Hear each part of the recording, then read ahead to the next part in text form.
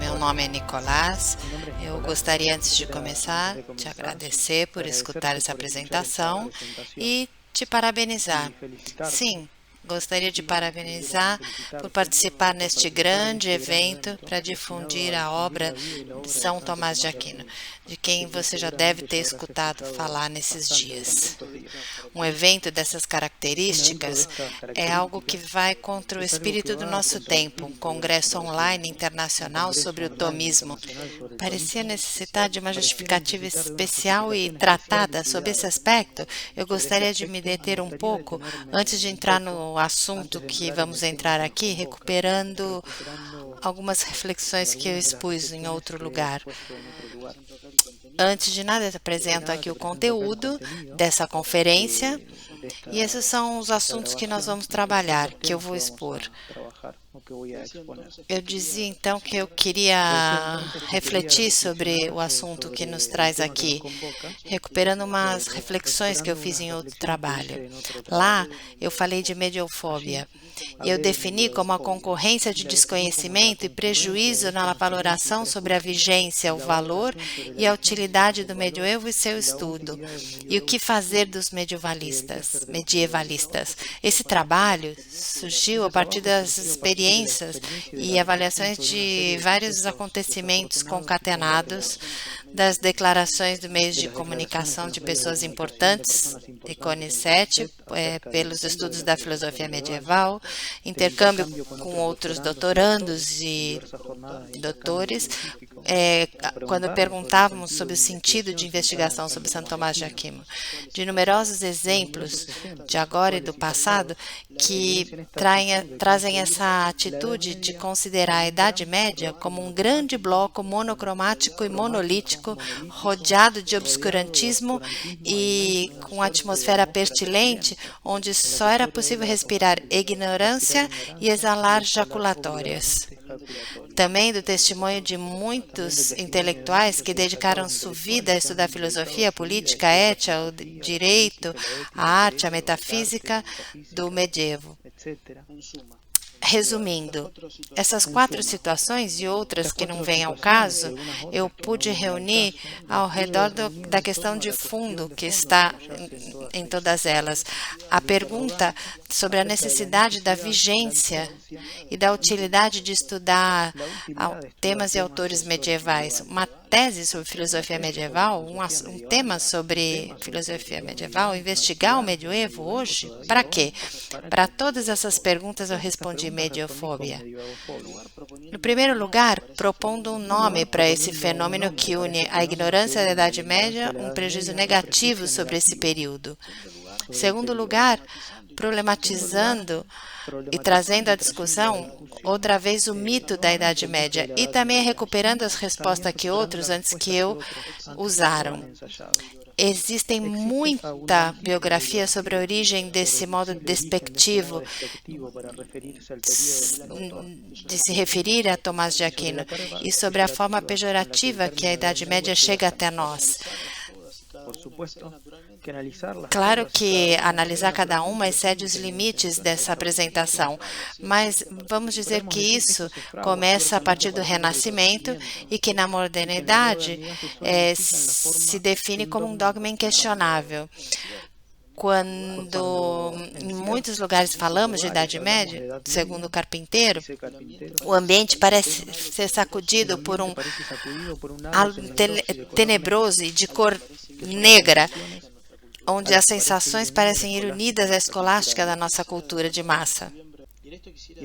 E nisso eu gostaria de me deter brevemente nesse contexto, ainda vigente, propor um tema, uma investigação, um autor, um congresso, uma doutrina como a nossa parecia para todos os efeitos um retorno à mentalidade medieval, uma volta à Idade Média, ao obscurantismo, algo ruim e já superado, algo que vai contra toda aquela herança cultural forjada na modernidade, repetida nos cautos acadêmicos, na mass media, nas escolas e um longo etc. A palavra medieval erguida num insulto corrente e praticada mais nos círculos seletos, procede do mesmo processo aproximativo.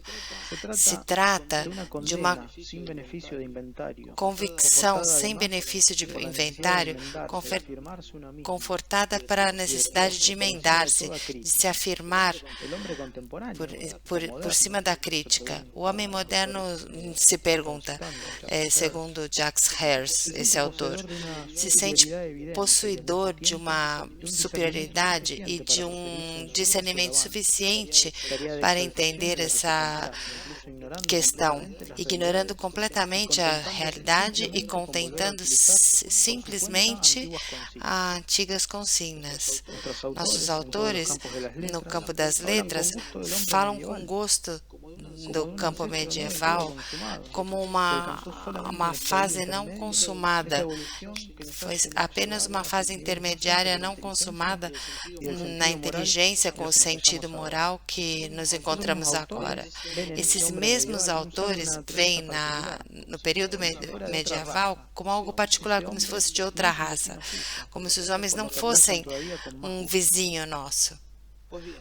Então, aí termina essa afirmação. Em resposta a essa afirmação, os tomistas não contam só com uma sucessão de discípulos repetida ao largo dos anos e séculos, e sim se engenham para tirar do pó do esquecimento e difundir nos polos acadêmicos. Em perfeita sintonia com o que estamos dizendo, hoje é um passo obrigado aos que nos dedicamos ao estudo de Santo Tomás de Aquino ou a filosofia medieval, colocando esta pergunta, por que Santo Tomás? Para depois responder, baseando-se na verdade política e das implicâncias que tem com a nossa vida cotidiana. Nesse sentido, o Whittle se pergunta por que estudar a verdade política atendendo o ensinamento de Santo Tomás.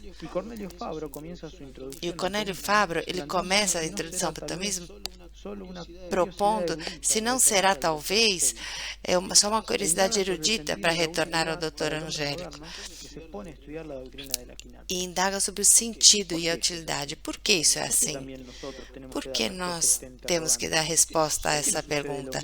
Por que não acontece o mesmo em outros períodos da história e da filosofia? Eu insisto, pense em qualquer outro pensador, seja da antiguidade, da modernidade ou da época contemporânea. Dificilmente requerem uma justificativa. Se auto-justificaria. Não chegou o momento que deve acontecer a mesma coisa com Santo Tomás de Aquino? Lamentavelmente não. Ainda hoje temos esse sentimento de mediofobia. Mesmo com o esforço e a longa trajetória dos medievalistas, especialmente, mas não exclusivamente na República Argentina, mas, claro, se submeter uma e outra vez a essa justificativa supõe um volume enorme que entorpeceria o recurso argumentativo normal para qualquer tipo de investigação, apresentação, relação, etc. Vamos imaginar a extensão de páginas que tivemos que explicar esse período que nos ocupa, ou sobre a extensão do período histórico que se enquadra nosso autor, período caracterizado tanto pela sua extensão ou como pela diversidade de culturas, religiões, línguas, costumes. E os movimentos políticos e teológicos que proliferavam nessa época. Seria, em qualquer caso, um despropósito. Através da pessoa de São Tomás de Aquino, se ressalta nessa etapa histórica, esse pensador está muito distante de ser um obstáculo entre a cultura e a genialidade. Por isso, pela admiração que transmite a toda aquele que sinceramente procura estudá-lo, escolhemos São Tomás. Disse, por exemplo, conforme Garcia Lopes, um estudo sobre São Tomás de Aquino, ele diz que quando um se enfrenta com a personalidade científica de São Tomás, o primeiro que chama a atenção é a extensão e a variedade das suas obras, e muito mais se ele considera que se escreve um pouco mais de 20 anos, desde finais de 1252 a finais de 1273. Fazendo um cálculo aproximado sobre uma das suas obras completas, 34 volumes em Tomás de Aquino escreveu mais de 20.000 páginas, mas 1.000 dessas páginas por ano. Então, isso nós não estamos falando como modo anedótico.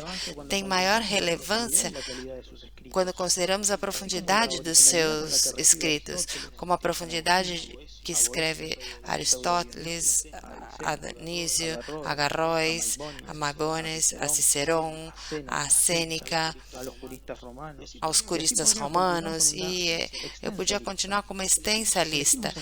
Escolhemos a São Tomás porque a sua doutrina usa princípios que ainda são válidos e que merecem a pena ser estudados sobre os problemas políticos que teremos na sociedade atual, porque diante da grande crise da inteligência contemporânea, que menosprecia o termismo, e que o Carlos Saccheri marca, diz: toda a proposta e rememoração clara dos princípios e do conteúdo da filosofia tomista não só é necessário como pertinente, porque a reflexão sobre a filosofia tomística começa a ser o centro de estudos que ressurge a final do século XX, e porque o auge das tais investigações tem muitas variantes e continua e continuará, porque a claridade da reflexão sobre o problema que atravessa a mais importante das conquistas sociais da modernidade,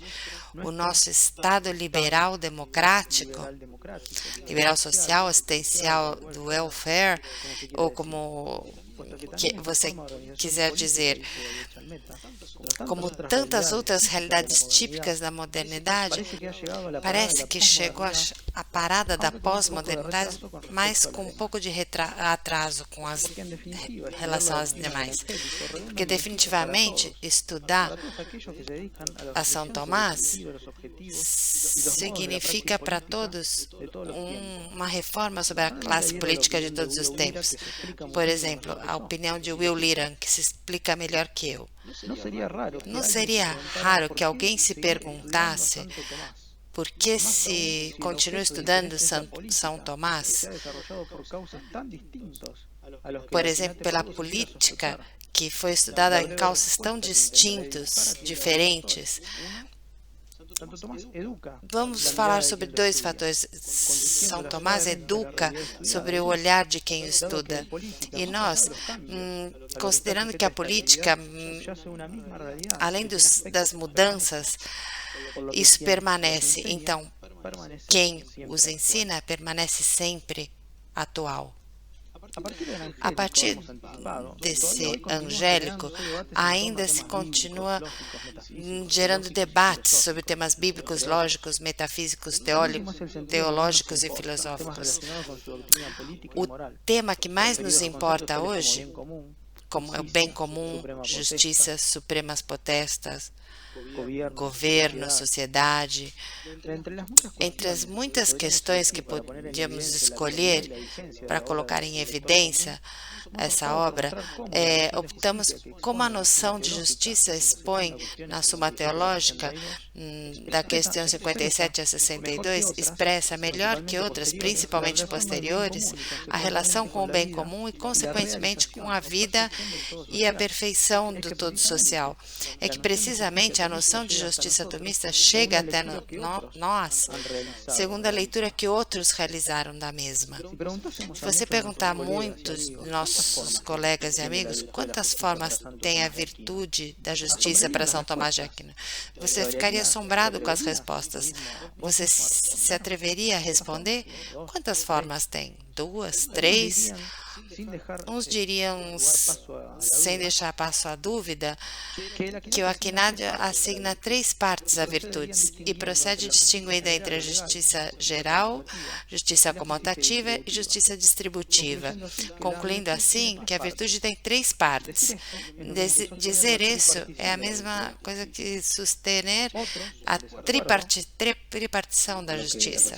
Outros, com o que eu acabei de dizer, diziam que o Aquinádio tem uma bipartição da justiça, uma forma geral e outra particular da mesma.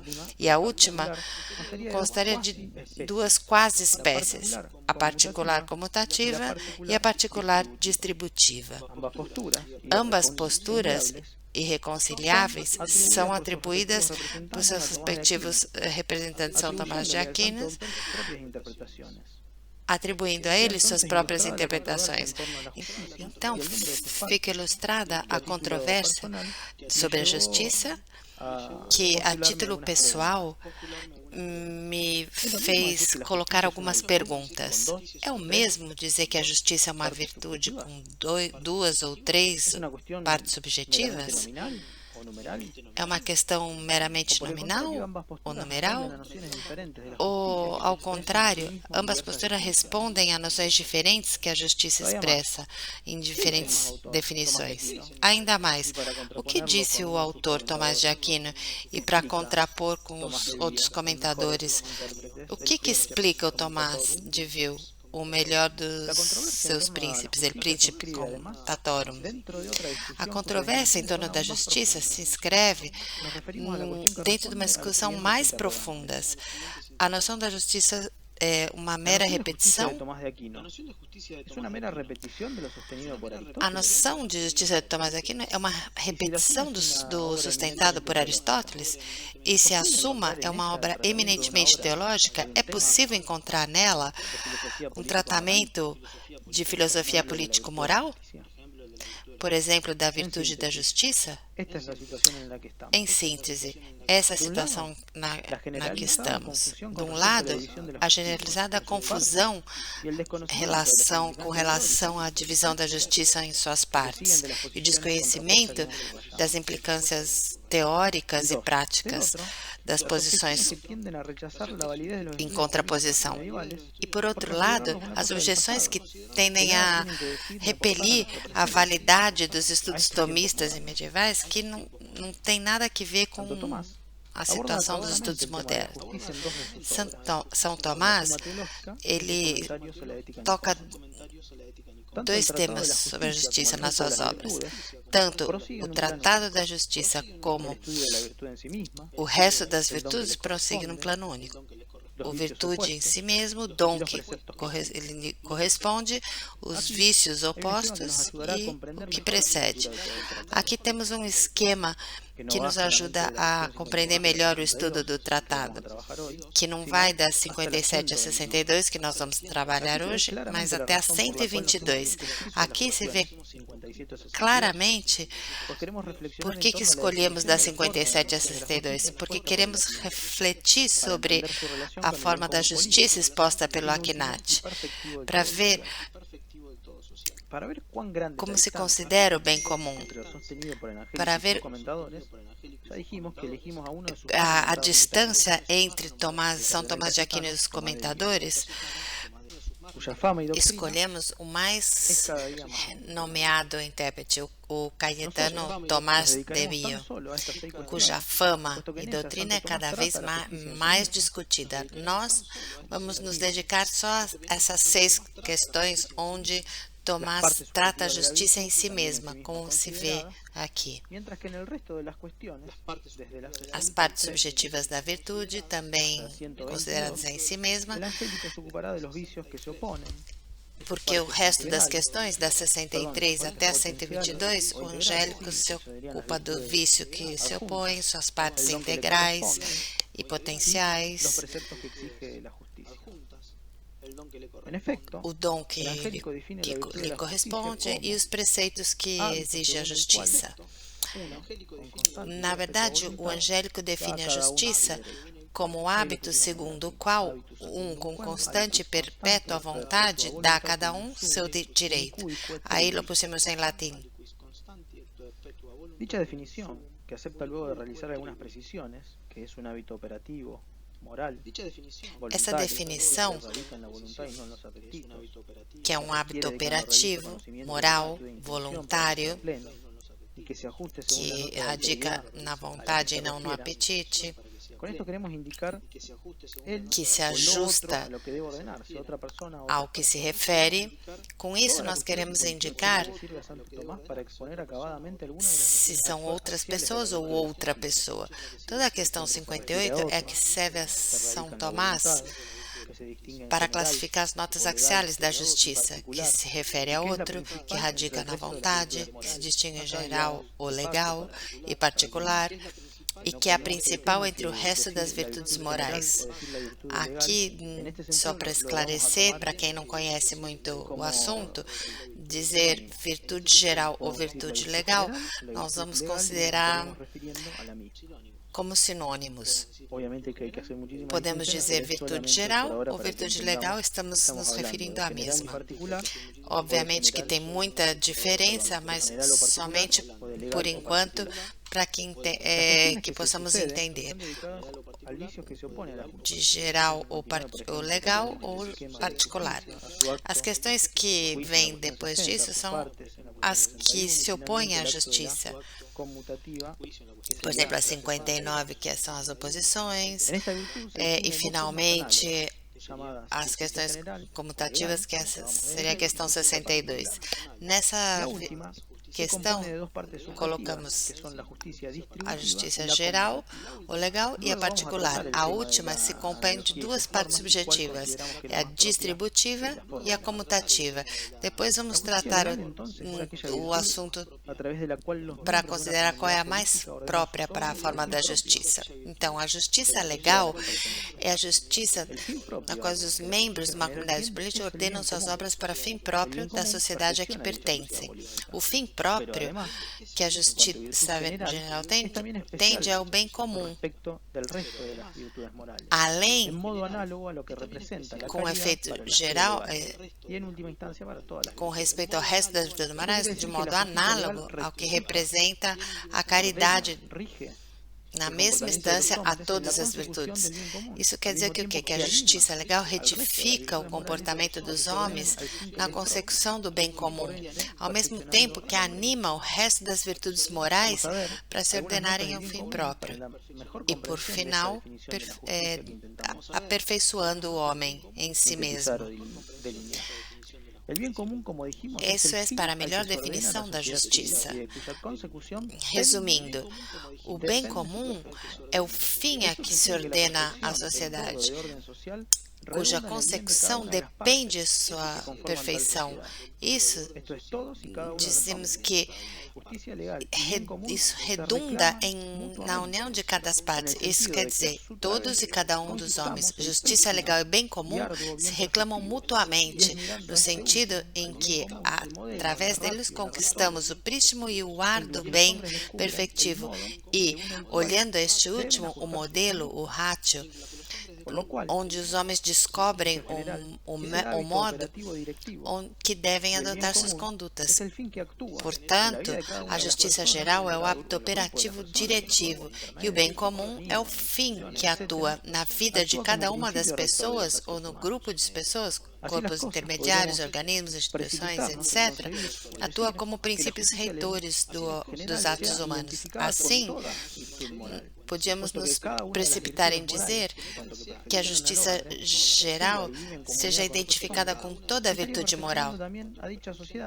Então, porque como as virtudes morais aperfeiçoam o homem, consequentemente aperfeiçoariam a sociedade. Então, a justiça geral poderia ser confundida com qualquer outra virtude. Então, São Tomás decide que a justiça geral é a principal porque ordena as outras justiças e adiciona que a caridade vai para o bem comum. Essa é a principal. Então, a justiça geral ordena suficientemente o homem com respeito àquelas coisas que tocam ao próximo. Vamos recordar a definição que trouxemos de justiça. O hábito segundo o qual alguém, com constante e perpétua vontade, retribui ou devolve ou dá a cada um o seu.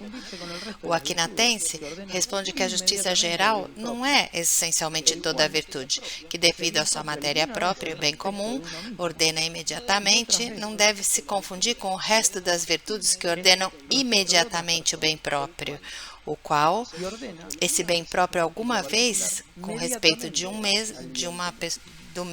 dele mesmo, e outras vezes é com relação a outras pessoas, e ordena a justiça particular imediatamente ao bem comum. Com as condutas devem ser retificadas em vista bem de outras pessoas, estamos então frente a outro modo de chamar a virtude, que é a virtude particular. Entre que a justiça particular ordena imediatamente as suas ações exteriores, que pertencem a outras pessoas. O modo que esse último se dá, o São Tomás vai tratar mais adiante quando estude as partes subjetivas da justiça.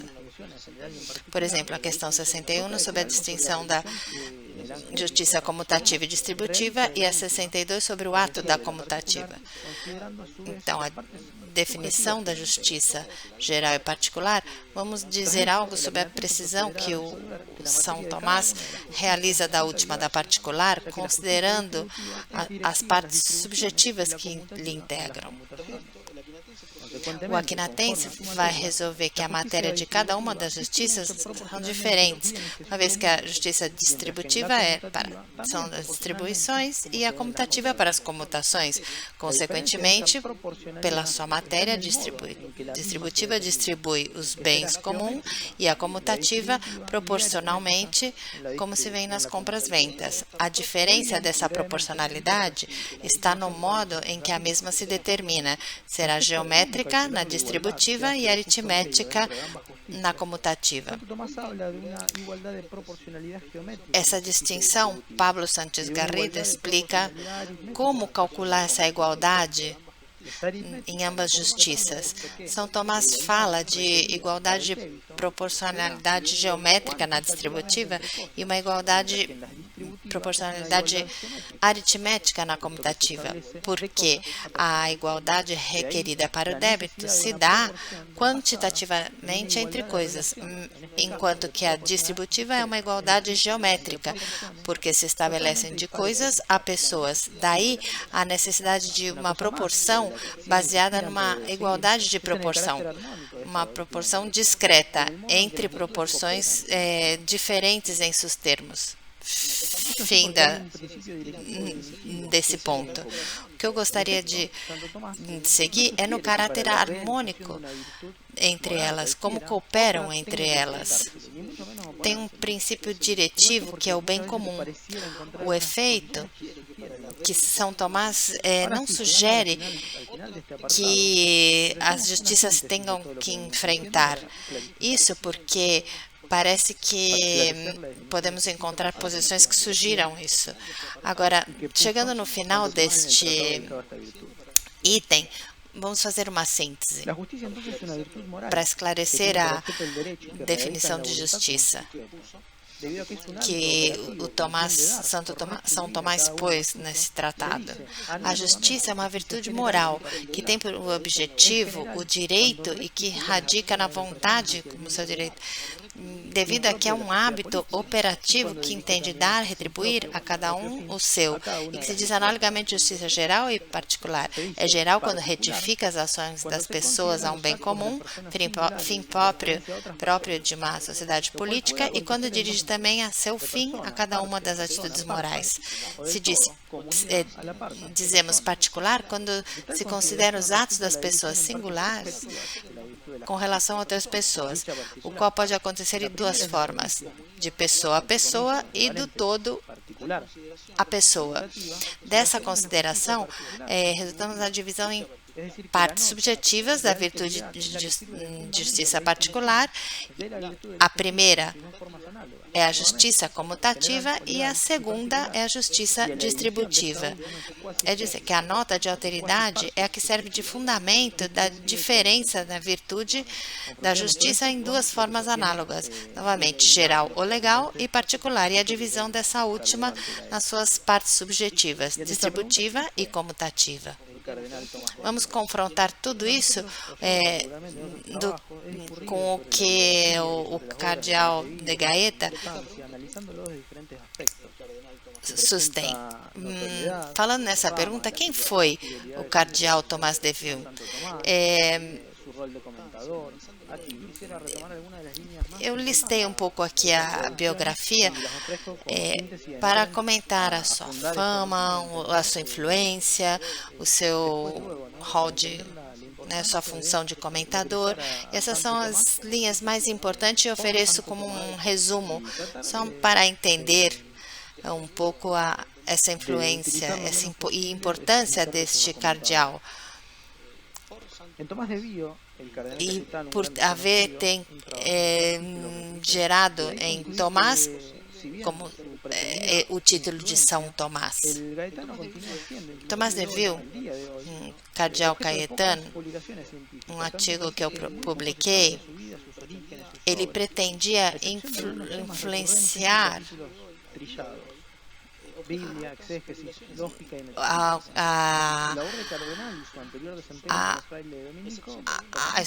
a história eclesiástica, porém, se conhece muito pouco. Algo da Bíblia, o seu trabalho de cardeal e seu desempenho como frei são muito desconhecidos, assim como suas vitórias acadêmicas, suas conquistas acadêmicas.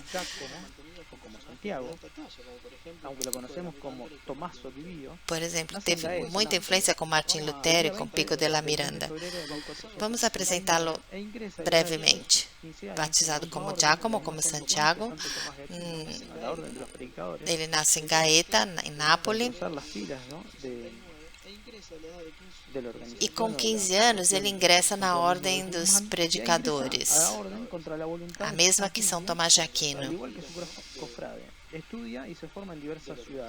para engordar a fila de Santo Domingo de Guzmán.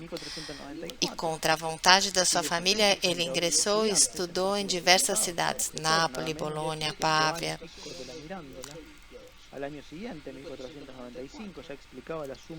Ele defende a sua tese em 1494 e é nomeado mestre em teologia. Em 1495, ele explicava a Suma de Teologia tanto em Brecha como em Pavia.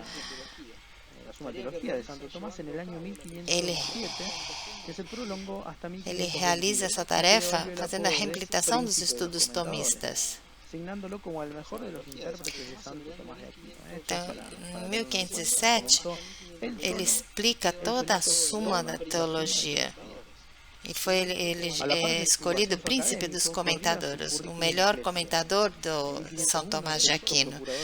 Ele sozinho comentou toda a Suma da Teologia. E, além do seu ascenso acadêmico, em 1501 ele foi eleito procurador-geral da sua ordem e professor de filosofia e exégese da sapiência. así lo relata el Diccionario de Ciencias Eclesiásticas, 1511, ele intervém a favor do Papa no Concílio de Pisa. Leão X, ele nomeia cardeal e lo envia como representante papal à Alemanha para induzir ao Maximiliano a fazer uma aliança contra os turcos. Lutero começava a publicar seus erros, mas com seu caráter de cardeal, ele não esqueceu do seu interesse. Quando Lutero foi citado para que se retratasse, surgiu uma discussão que não foi concedida esse debate. Então, o motivo que deu pretexto a Lutero para seus erros foi que a predicação das indulgências tinha sido confiada à ordem de Santo Domingo e não dos agostinos. Lutero y el dominico Cayetano en Augsburg. Eles debatem durante vários dias esse tema, Lutero e Domino e Gaetano. Em 1518, o resultado desse enfrentamento resulta por todos conhecido. Depois disso, Tomás de Vio retorna à Itália e continua desempenhando como conselheiro pontifício até sua morte em Roma, em 1534. A Enciclopédia Católica lhe atribui um total de 115 títulos. É um dado que mencionamos para considerar a intensidade da sua qualidade literária. É uma breve apresentação sobre Caetano. Vamos avaliar os comentários que ele diz sobre São Tomás. O que é então a justiça para o cardeal Tomás de Vio? Se separa com os comentários de São Tomás de Aquino? Se é assim, por quê? É uma consequência de uma mudança de perspectiva, de uma certa forma mentes, na qual Aquino foi lido por um Gaeta? Existem razões, se é que houveram, dessa distância? Os pontos centrais que servem de apoio para elaborar uma noção caetana da justiça são os comentários do artigo 8, da questão 58, a glossa do artigo 1 da questão 61 e, em terceiro lugar, as questões do terceiro artigo da questão 62. O resto dos outros indícios recolhidos em outros estudos, talvez usemos para inferir e enriquecer essa análise. Vamos passar agora ao comentário da questão 58, artigo 8, onde se colocam duas matérias para a justiça particular. Nesse artigo, nós encontramos por que a justiça particular tem um objeto especial. A todas, o Aquinat responde que a justiça particular é especial, porque ela, tratando as coisas que se referem às outras, não é somente uma justiça moral, são as coisas que os homens se ajustam umas às outras. No seu comentário, o cardeal faz uma diferença entre atos morais e justiça. Nos diz que, exatamente, que a matéria onde está posta o meio compreende as paixões e as coisas de um modo sendo as últimas a matéria das operações humanas de um ao outro. O Gaetano afirma que a justiça escolhe o meio das operações exteriores, das quais nós ordenamos aos outros, sendo essas divididas em duas: justas ou injustas, e que outras, segundo a sua matéria, compra, venda, etc. E conclui, retomando, que por essa diversidade, Tomás põe duas matérias para a justiça, dependendo das ações e das coisas exteriores. Mas é verdade que... Desculpe, me enganei na diapositiva, no slide. por las cuales Santo Tomás piensa que no. Mas é verdade, então, que essas são as duas questões referenciadas pelo Caetano, pelas quais São Tomás pensa que não? Bom, definitivamente não. Em primeiro lugar, porque o artigo anterior mostra que se a justiça particular tem ou não matéria especial. Isso para diferenciar da geral. Então, São Tomás, ele separa, porque para dizer que a justiça ordena somente segundo as coisas exteriores e se o homem está relacionado com elas ou não. E aqui, sim, separa a justiça particular. O Caetano coloca dentro da justiça particular duas matérias, ao dizer que duas matérias são justas ou injustas em si mesmas, ou pela sua matéria. Mas observem que os exemplos que se colocam são todas da justiça particular. O que ele faz é que inclui na justiça particular dois tipos de matéria. A geral e a particular é como coloca São Tomás. Mas o Caetano conclui que nós encontramos na justiça particular dois especiais. Na verdade, não é isso que diz o Akhenaten, que o Akhenaten diz que tem duas formas de justiça, as coisas exteriores e não. A justiça escolhe os meios das operações exteriores que ordenam aos outros, mas não são todas as justiças que consideram as operações aos exteriores. Se isso fosse assim, se estaria estabelecendo uma ação comum a todo gênero.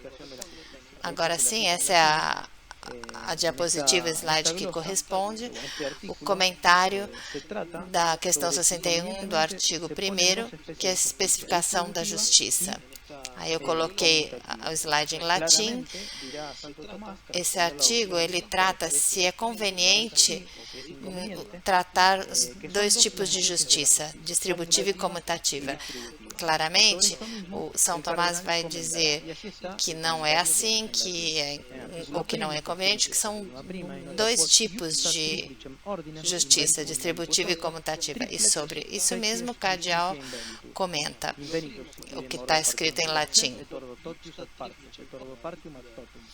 No artigo 1º, na questão 61ª, que segundo uma triple ordem, assim também nós encontramos uma tripla espécie de justiça, vendo uma ordem das partes entre si e uma ordem em tudo e as partes.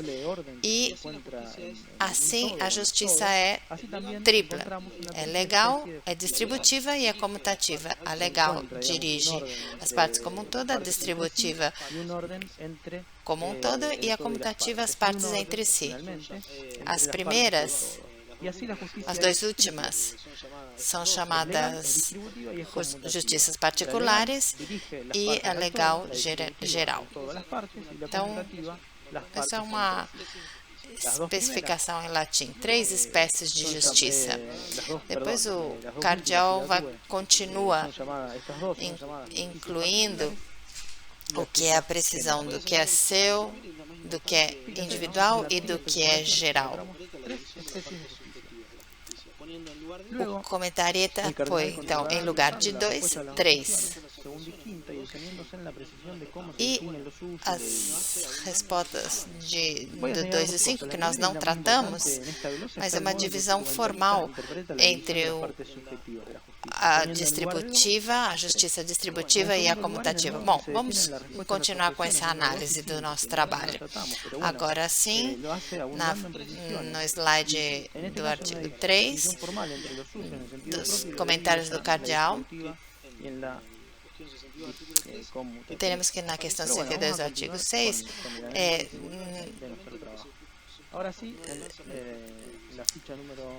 Santo Tomás, a todas essas razões, ele responde que as restituições devolvem a igualdade do que ha sido tomado indevidamente.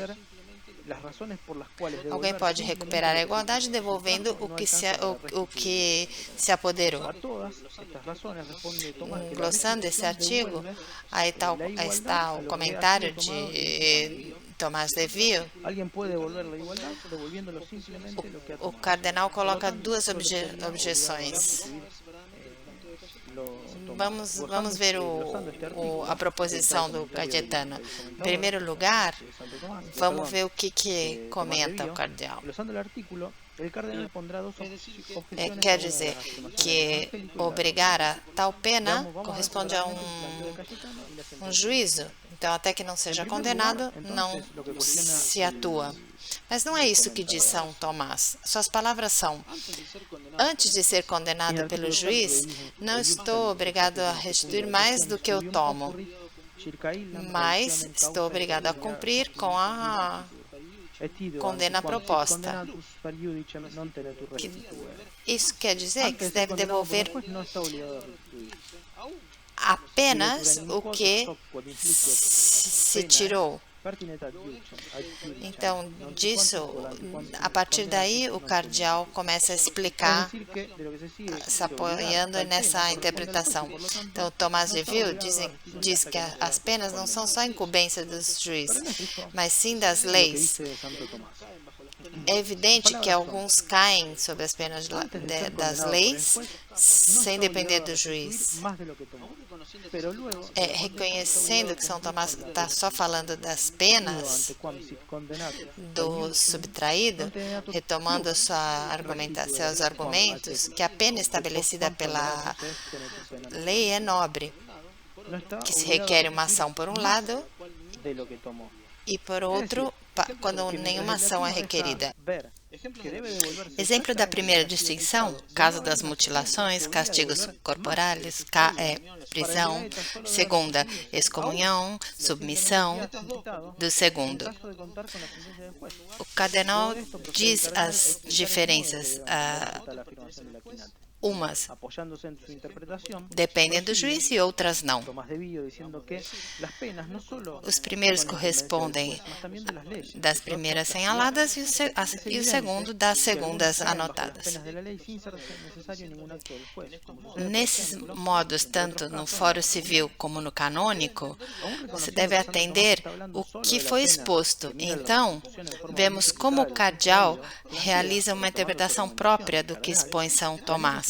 A diferença é grande porque o Akhenaten expõe o que são as virtudes e diz que você só deve devolver o que pegou. É um ato da virtude e da virtude pessoal, como são todas as virtudes.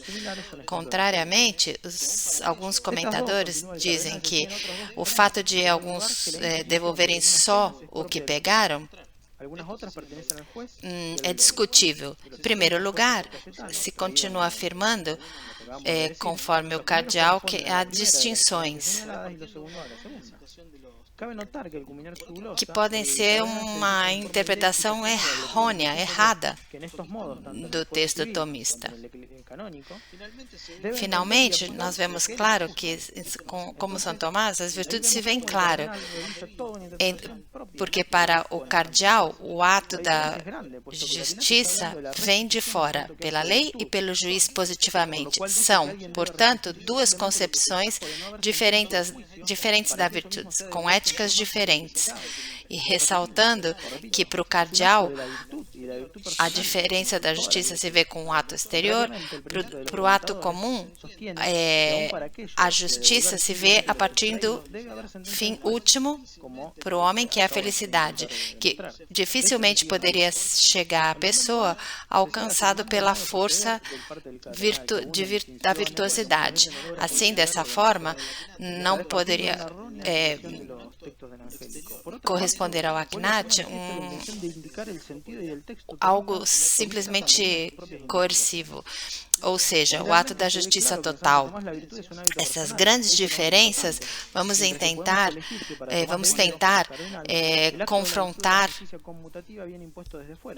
essas duas noções. Todas essas notas nos põem em condições de dar uma definição sintética que o São Tomás diz sobre justiça. Como nós vimos nas questões que vão das 57 até 62, tal noção que ele pressupõe não somente se diferencia quanto à forma, mas também como a definição. A justiça, quando o Angélico fala da justiça, que se apresenta em duas formas. Uma é geral e a outra a particular. Cada uma delas tem uma matéria especial, diferente na sua forma. Enquanto a justiça geral anima as outras justiças morais, ao fim que é próprio e ao bem comum, e a justiça particular se ocupa de ordenar imediatamente ao homem e as coisas que se referem ao outro, com suas partes subjetivas, indicadas como distributiva e comutativa, as quais são diversificadas segundo deva se produzir a adequação da coisa ao direito. Ou seja, a forma aritmética para a comutiva e a parte geométrica para a distributiva. Vamos ao princípio dos comentadores. Se tivéssemos que dizer o que é a justiça para o Caetano, o que entende Tomás de Vaux quando ele comenta a justiça? Diríamos que para o Cardial, a justiça é uma única virtude composta de três partes, uma chamada justiça geral e duas especialíssimas chamadas justiças particulares. Destas espécies especialíssimas, uma é a distributiva e outra é a comutativa. A última, a comutativa, encontramos duas partes que se diferenciam entre si, já seja porque a troca que seja voluntário e de outro involuntário. As três espécies da mesma justiça especificam pela forma que se igualam, o justo e o direito que deve ser achado. A restituição, quanto à justiça comutativa, deve se efetuar só quando haja uma sentença firme do juiz competente. Então, essas são as definições das anotações de Caetano para confrontar com o Aknat. Como com o Aknat só tem duas formas de justiça, por Caetano são três formas ou partes. Então, o Cardial define uma triparticipação da virtudes, que apresenta três espécies. Uma legal e duas particulares. Essas justiças particulares são espécies especialíssimas, que já dissemos, distributiva e comutativa. A especialíssima, chamada comutativa, tem duas partes, que se diferencia, tem duas partes. Uma será voluntária e a outra involuntária. Para o Cardial, então, a justiça se constitui em gênero, conforme o modo que se opera com o justo, ou com o justo meio, com direito a retribuir. A nota final é referida à justiça comutativa. Para o Angélico, a restituição é um ato pessoal, que deve ser completada antes de qualquer juízo. Para o Caetano, a mesma restituição deve ser obrada apenas se for determinada pelo juiz. O São Tomás considerava que a restituição deve ser exclusiva pelo ato da devolução. Porém, o Cardial dizia que só quando haja sentença do juiz. O Angélico está determinado a receber esta definição. Nós temos, então, que a forma da justiça do Akhenaten é diferente do Cayetano. Vamos aprofundar um pouquinho mais nos matizes. A impressão do Tomás de Ville, nós vemos dois aspectos diferenciados. Os aspectos de justiça comutativa, algo que deve ser feito, segundo dite um juiz. Não reparem que São Tomás diz que quando alguém toma algo que não seja seu, deve reparar, devolvendo o que tomou sem ser seu. O artigo pergunta se deve devolver só o que tomou indevidamente. Pela igualdade das coisas e por culpabilidade. No primeiro caso, deve restituir somente o que pegou indevidamente. E o segundo, o que determine o juiz. Neste último sentido, fica demonstrado que onde Tomás dizia que só devia ser restituído o que pegou indevidamente, o cardeal reafirma que só quando haja uma sentença legal. Aqui há as diferenças. Enquanto o Angélico está preocupado de receber a doutrina, o príncipe dos comentadores se força em ajustar a filosofia tomista de forma legal ou canônica. Então, vemos a distinção em forma e vamos distinguir, então, as diferenças. A forma, segundo Tomás de Aquino, e o conceito como justiça comutativa, que é algo que deve ser feito comutativamente. O cardeal interpreta sempre o artigo neste sentido.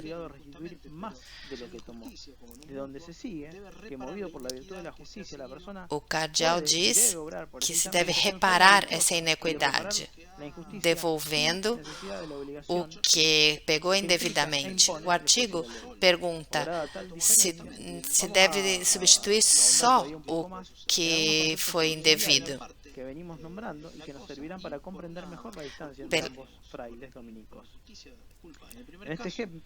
No primeiro caso, deve substituir só o que foi tomado e no segundo, o que decide o juiz para pagar a pena.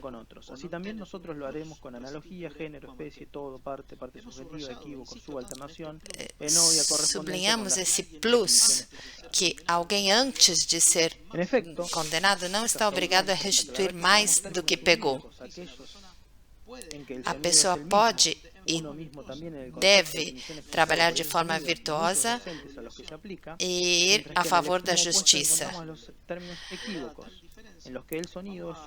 Considerada a tal diferença, vamos nos aprofundar em alguns conceitos subsidiários que servirá para compreender melhor os freis dominicanos. Vamos seguir o exemplo de Alfredo Cassagon, que se vê compelido a analisar esses aspectos.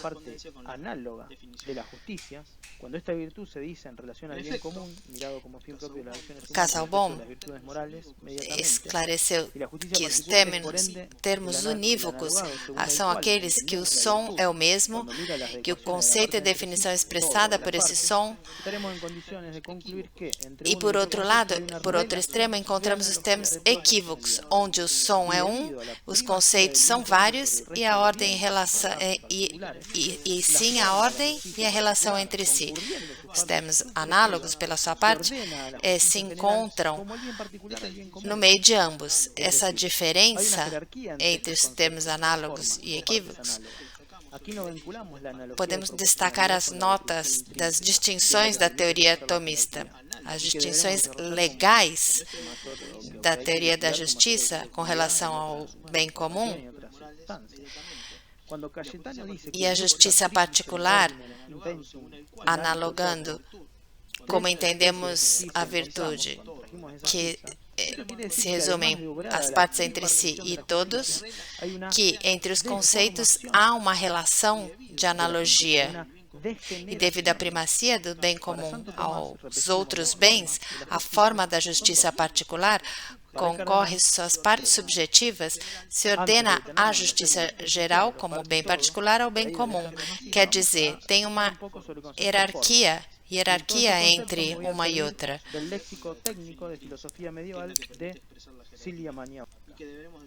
Devemos desenvolver com maior exaustão em outra ocasião.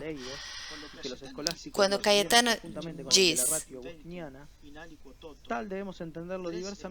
três espécies de justiças encontramos, quer dizer que, além de ser trabalhada a tripartição da justiça, há uma deformação, uma degeneração.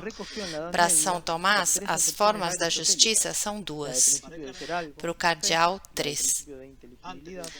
Antes da gente se deter nesses termos, vamos refletir sobre o conceito forma. Então, desses conceitos, vou usar o léxico do conceito da filosofia medieval de Silvia Magnivaca. Depois de explicar que o termo deve rastrear as suas origens pelo sentido dos eidos, devemos entender de forma diferente, contemplando de forma substanciais, acidentais, corporais e metafísica. Então, o termo que pensamos recolhe, na Idade Média, as três acessões aristotélicas: princípio de ser algo, princípio de inteligibilidade e princípio de movimento. Na nossa análise, descartamos a primeira e a terceira acepção, porque quando falamos da justiça, falamos do princípio de inteligibilidade, que permite conhecer sua legitimidade e as razões pela qual opera de uma ou outra forma. A forma assim compreendida é entendida como modelo, ou ratio, onde a justiça exige a assimilação de quem a conhece. Então, a expressão que fazemos,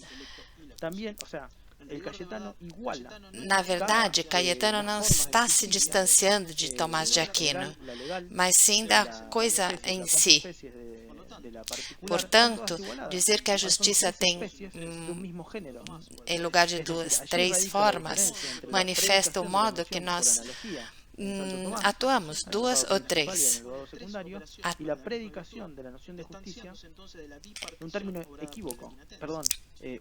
No sentido de que o cardeal diferencia três questões de justiça, três diferenças específicas, diferenciando do Akinatio. Aristóteles apresenta uma diferença específica. O Caetano iguala a forma da justiça, a geral, e as quasi-espécies, que são as particulares, estão todas igualadas. São três espécies de um mesmo gênero. Aqui radica a diferença com Santo Tomás. E a predicação da justiça num termo unívoco, onde, estando as três espécies no mesmo nível, não tem preferência sobre o bem particular.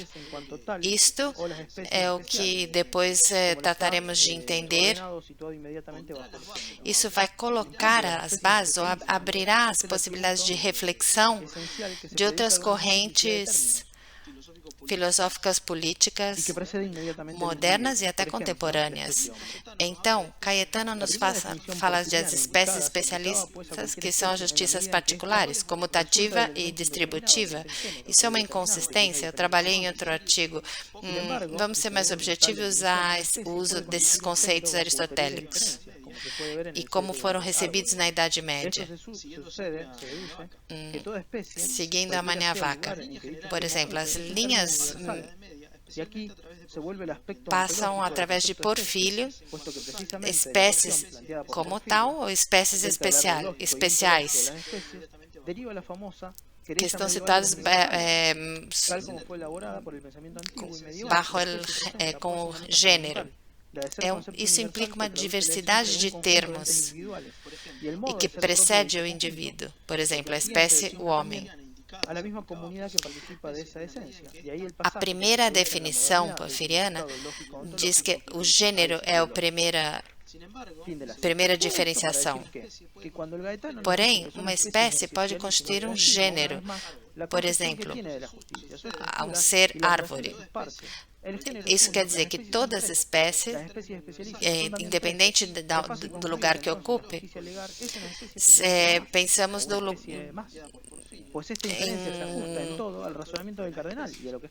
considerar a crença universal que apresenta uma nota fundamental de um conjunto de entes individuais para um conjunto. A mesma comunidade que participa dessa essência, onde vemos o significado ontológico ao biológico. Termina esse resumo. Então, Caetano confirma a concepção da justiça e a relação entre as suas partes. As espécies são três, as espécies especialíssimas são três. Então, a justiça legal é uma espécie especialíssima mais. Então, o que devemos reclamar é um non sequitum. Se são espécies especialíssimas, não podem ser constituídas espécies subalternas. O que é difícil de conciliar com o que ele manteve no seu comentário na questão 61, artigo 3. Pode ser como falou assim Leders, que Caetano discutisse com eles sobre esses pontos, sobre essas discussões. Isso marcou seus escritos. Com respeito ao todo e às partes, a tripla ordem que encontramos, vemos três partes da justiça. E por isso a justiça é totalmente tripla.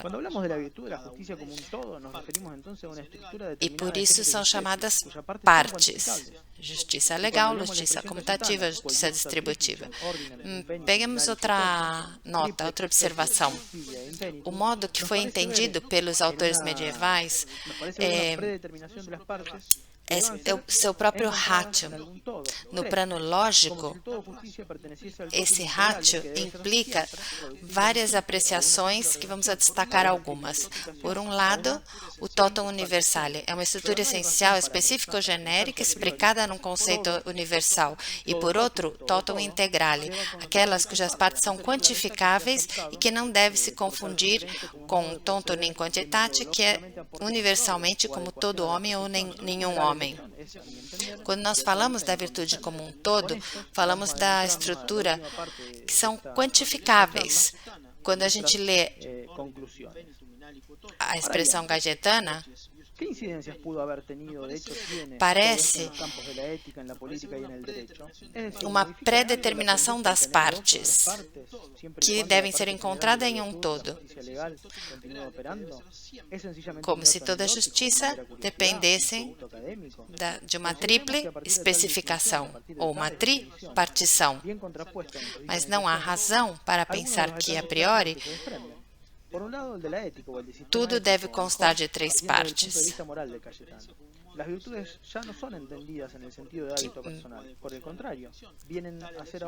Essa eleição, ao meu entender, é um pouco improcedente? Então, vamos entrar nessa última parte dessa conversa com as conclusões.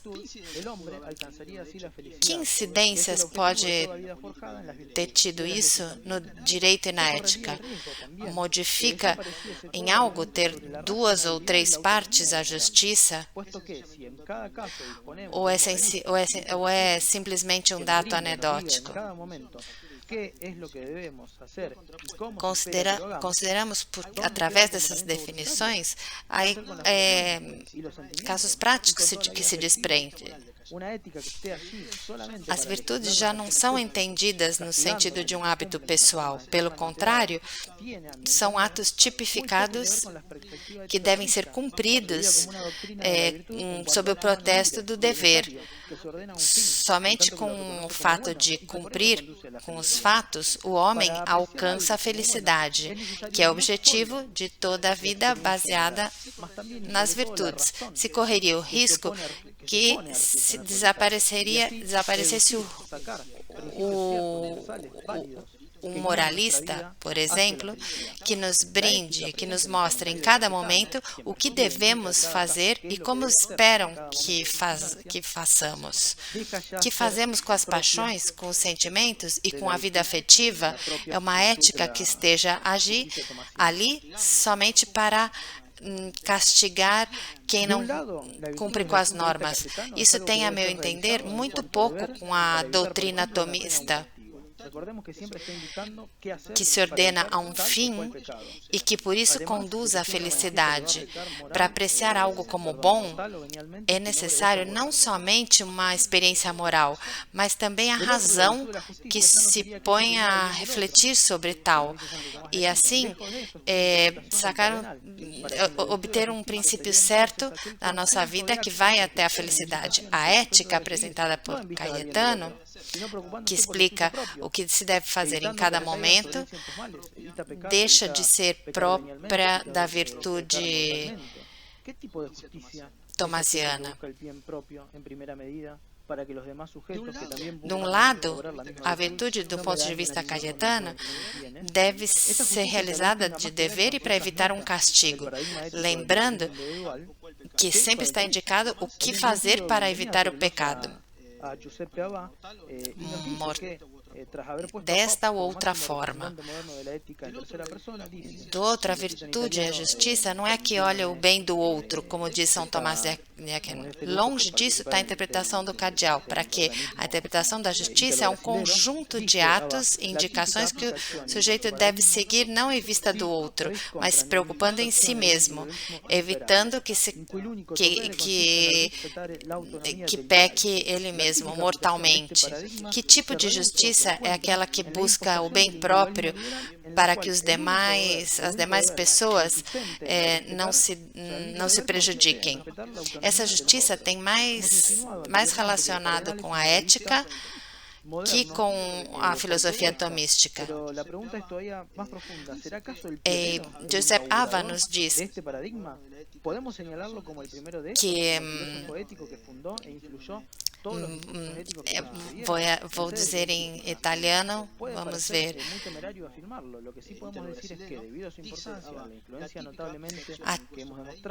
En la reflexión sobre la filosofía política y sobre la ética, así como en otras áreas, él ha tenido importancia. Para el natural de Gaeta, la virtud de la justicia es una con tres especies. A típica aplicação deste paradigma se encontra na impostação do liberalismo, onde a consistência é respeitar a autonomia dos outros. Insinuamos antes que o Cardeal era um moralista moderno por tudo isso, mas a pergunta é mais profunda. Será o pioneiro, o inaugurador deste paradigma? Podemos dizer que é o primeiro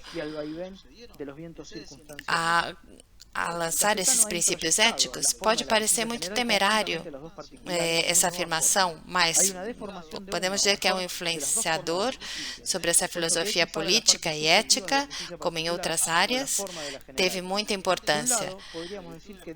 Para o natural de Gaeta, a cultura são três partes subjetivas. O problema afirmação é porque já a justiça não é mais geral e não anima o resto das justiças e nem é o bem comum. Deixo a pergunta: que farão as outras justiça se não tiver uma que a guia? É como uma nave sem governo. Como numa grande tempestade, vai à deriva. Caetano, ele introjetou a justiça geral, as duas particulares, de uma nova fórmula. A deformação de uma com as outras, porque equipara a justiça particular com a forma da geral. De um lado, podíamos dizer que degenera a justiça geral, e pelo outro, diversifica. Isso não tem virtude geral que anime as virtudes morais.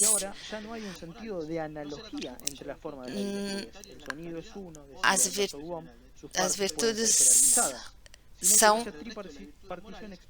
uma adicional para o bem comum. Então, começará a exercer-se paulatinamente as íntimas relações entre as virtudes morais e teologais. Então, o que o Caetano colaborou aqui, disse sobre a perda da forma da justiça, um corte sobre as afirmações do Akhenaten. Ele tirou a alma da ética filosófica tomística. E isto porque agora já não tem um sentido de analogia nas formas de virtude. Suas partes podem ser hierarquizadas, onde o som é o conceito e o significado são outros e sem relação entre si. Então, todas as virtudes morais ficaram ao azar. Todas vão ir ao seu próprio objetivo. E aonde vão se dirigir? Qual é o último fim? Não há respostas. Pelo menos as que se possam deduzir filosoficamente da filosofia tomista. Questões que excedem os limites da intenção deste trabalho. E que dizemos com relação ao direito? As palavras mencionamos a palavra de Vendimiati. São perfeitamente aplicáveis a Caetano. Al desequilibrar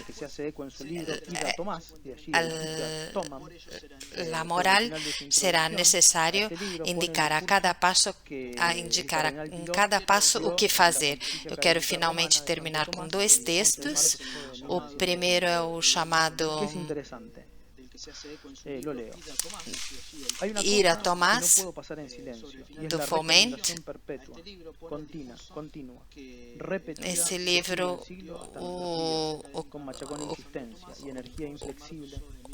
o cardeal deu em 11 de março de 1915, que é interessante. Vou ler. Há uma coisa que não pode passar em silêncio, e é a recomendação perpétua, contínua, repetida, de século em século até os nossos dias, com uma insistência muito grande e uma energia inflexível da doutrina de São Tomás pela sede apostólica. Uma coisa digna de atenta consideração. Na cátedra apostólica acontecem um atrás de outro. Todos convêm em recomendar a São Tomás. Desde João 22, que canonizou, essa singularidade me indica não só que não se trata aqui de coisas dependentes do árbitro humano, senão algo que se refere à mesma cátedra fundada por Jesus Cristo e garantida por ele até fim dos séculos. Aqui se vive em si mesmo. Por exemplo, Pedro só pertence a Jesus Cristo e a ele mesmo. ele não nos recomenda outro, senão o mesmo Dr. Angélico. E essa última é um extrato da obra de Henry Geon, A Glória de São Tomás de Aquino, que foi recentemente editado na Argentina, onde Tomás disse o seguinte, e com isso sim vou terminar. Com isso eu quis demonstrar que a via de ingresso a Tomás de Aquino, ou a porta de entrada, é o próprio Tomás de Aquino. Diz então Henry Geon, uma obra brilhante, para ler, é uma introdução à filosofia. É uma oração, se querem ler comigo, São Tomás, ó Deus da ciência e do amor, digno de lembrar dessa alma de boa vontade e da humanidade que ela representa, cujas desordens de todo gênero, blasfêmias, violência e impotências nasceram da desordem do espírito, na graça de desejar um ardor do que agrada, de estudar com prudência, de reconhecer com verdade e cumprir com perfeição, pela honra e glória de seu nome. Para mim, essa é a melhor forma de ingressar em São Tomás. Quero agradecer por vocês terem escutado. Deixo meu e-mail para qualquer dúvida, qualquer pergunta, qualquer comentário que vocês queiram fazer comigo. Fiquem à vontade. Agradeço novamente a todos.